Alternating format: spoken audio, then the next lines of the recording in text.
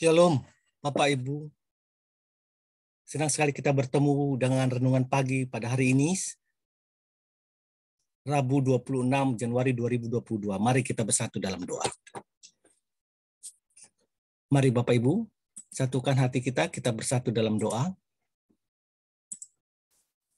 Bapa yang dalam kerajaan surga, selamat pagi. Terima kasih Tuhan untuk perlindungan Tuhan di malam hari hingga pada pagi hari ini. Tuhan berikan hari yang baru. Tuhan bangunkan kami dalam keadaan sukacita. Bapa, pada pagi hari kami mengundang Tuhan masuk ke dalam hati kami. Beracara seluas-luasnya dalam hati kami. Agar kami boleh berjalan di hari yang baru ini sesuai dan seturut dengan kehendak Tuhan. Berkati juga seluruh pemirsa dimanapun mereka berada. Berikan mereka juga kekuatannya daripada Tuhan. Sukacita, damai sejahtera yang daripada Tuhan dalam melangkah di pagi hari ini. Kami serahkan ibadah ini, sharing ini, renungan ini ke dalam tangan Tuhan. Di dalam nama Tuhan Yesus kami berdoa. Amin. Baik, Bapak Ibu, judul renungan kita adalah Shalom Aleichem. Shalom Aleichem. Nats yang mendasarinya diambil dari Yohanes 14 ayat 27. Damai sejahtera ku tinggalkan bagimu. Damai sejahteraku ku berikan kepadamu. Dan apa yang ku berikan tidak seperti yang diberikan oleh dunia kepadamu. Janganlah gelisah dan gentar hatimu. Yohanes 14 ayat 27. Para murid setelah Yesus wafat di atas kayu salib merasa sedih, merasa kecewa, khawatir, cemas, dan takut. Selama ini murid-murid Tuhan Yesus senantiasa mendapatkan pengajaran, kasih, kemurahan, penyertaan, dan perlindungan dari Tuhan Yesus. Ketika Yesus kembali menghadap Bapanya di surga, murid-murid Yesus merasakan kehilangan sandaran dan tidak tahu apa yang harus mereka perbuat untuk melanjutkan misi Tuhan. Rasa takut mereka tampak jelas. Dalam Yohanes 20 ayat 19 dikatakan, ketika hari sudah malam, pada hari pertama minggu itu, berkumpullah murid-murid Yesus di suatu tempat dengan pintu-pintu yang terkunci, karena mereka takut kepada orang-orang Yahudi. Dalam kondisi seperti itu, Yesus tahu, dan ia datang kepada mereka dan berdiri di tengah-tengah mereka dan berkata, damai sejahtera bagimu. Yesus telah bangkit dari kematian. Kematian dan kebangkitan Yesus bukan hanya melenyapkan rasa takut para murid, tetapi juga memberikan damai sejahtera. Yesus memberikan damai sejahtera kepada setiap orang yang memiliki iman percaya kepadanya, serta menjalankan perintah dan ajarannya. Damai sejahtera sebenarnya adalah realitas Yesus sendiri. Kita dapat menghadapi penganiayaan, penolakan, penghinaan, cemooh, bahkan kita dapat mengalami fitnah. Tetapi kita akan mampu menghadapi semua itu jika Yesus ada di dalam hati kita. Damai sejahtera menyertai kamu sekalian yang berada dalam Kristus. Amin. 1 Petrus 5 ayat 14. Ada perbedaan antara damai sejahtera yang diberikan oleh Yesus dengan damai sejahtera yang diberikan oleh dunia. Damai sejahtera Yesus bersifat tetap serta tidak bergantung kepada waktu, ruang, atau keadaan. Sebaliknya, damai sejahtera dunia bersifat sementara dan semu. Damai sejahtera harus dilihat dari sisi rohani, bukan damai sejahtera dalam pengertian duniawi. Damai sejahtera Yesus perlu perjuangan kita untuk menjalaninya dengan tekun dan setia. Ketekunan dan kesetiaan kepada Yesus bukanlah hal yang mudah. Oleh karena itu, perlu kerjasama dan memanggil Yesus setiap saat. Kerjasama itu penting agar segala kesulitan tidak kita tanggung sendiri. Kita mohon pertolongan Tuhan Yesus agar salib yang kita pikul menjadi ringan bersama Yesus. Robert Schuller mengatakan, 2 times never last, but 2 people do. Masa sulit tidak pernah berakhir, namun orang-orang yang kuat mampu bertahan. Hidup memang sering terasa berat dan sulit, sehingga tidak jarang membuat orang menderita. Orang-orang yang kuat tidak identik dengan kondisi fisik atau postur tubuh atau dengan uang, bahkan dengan kekuasaan.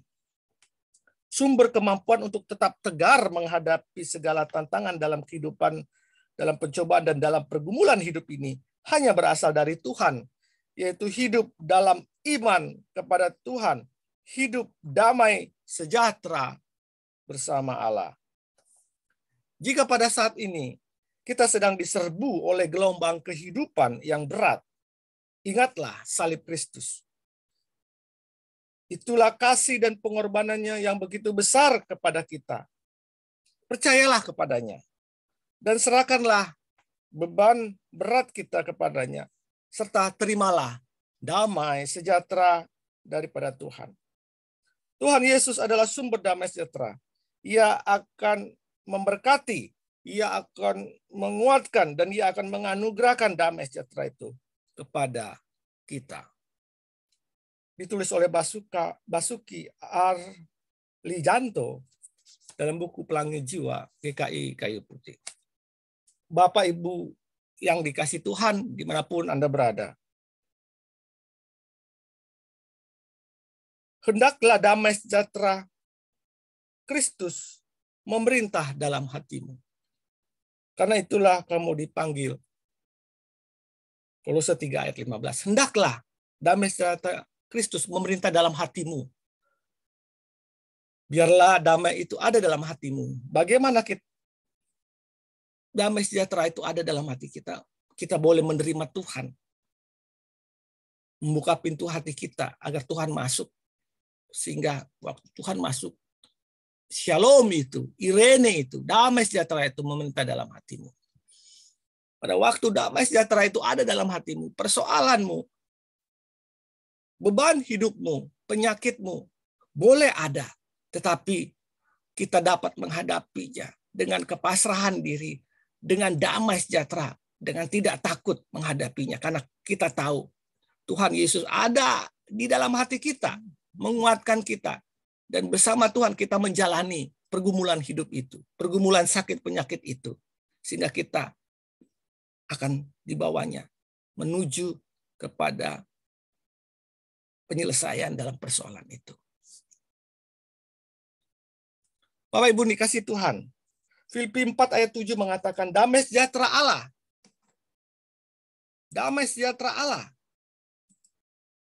yang melampaui segala akal akan memelihara hati dan pikiranmu dalam Kristus Yesus. Damai sejahtera dalam hati kita ini. Kalau kita boleh membuka hati kita, Dia akan bekerja melampaui akal kita dan memelihara hati kita untuk kita tetap terus optimis, entusiasme dalam hidup ini. Apapun masalah kita, apapun problem kita, apapun beban kita, apapun penyakit kita. Tapi damai sejahtera Allah itu akan memelihara hati kita untuk hati kita tetap berjalan di dalam jalannya Tuhan. Itu janji Tuhan dalam Filipi 4 ayat 7. Jadi Bapak Ibu, apapun masalahmu, apapun bebanmu, apapun sakit penyakitmu, percayalah kepada Tuhan. Bersandarlah kepada Tuhan, bukalah hatimu agar damai sejahtera itu pada Tuhan itu bermerintah dalam hatimu. Tuhan akan memampukan kamu untuk melewati masalah-masalah itu. Saya yakin dan begitu yakin akan hal ini. Damai sejahtera aku tinggalkan bagimu. Damai sejahtera aku kuberikan kepadamu. Dan apa yang kuberikan tidak seperti yang diberikan oleh dunia kepadamu. Jangan gelisah dan gentar hatimu. Jadi damai sejahtera Allah itu tidak seperti damai sejahtera yang diberikan oleh dunia. Damai sejahtera Allah itu bersifat permanen dan tetap. Tidak bergantung pada kondisi keadaan kita. Kita sehat atau sakit, kita punya uang, ekonomi kita atau tidak. Kita punya beban berat atau tidak punya beban yang tidak seberat yang lain, tetapi di situ ada tetap damai sejahtera.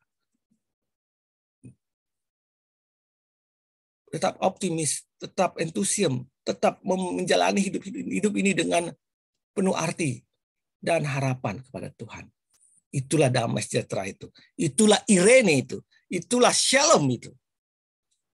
Selamat pagi, Bapak, Ibu, saudara-saudari. Selamat menjalani hidup ini dengan damai sejahtera dalam hatimu. Dan Tuhan memberkatimu. Amin. Amin.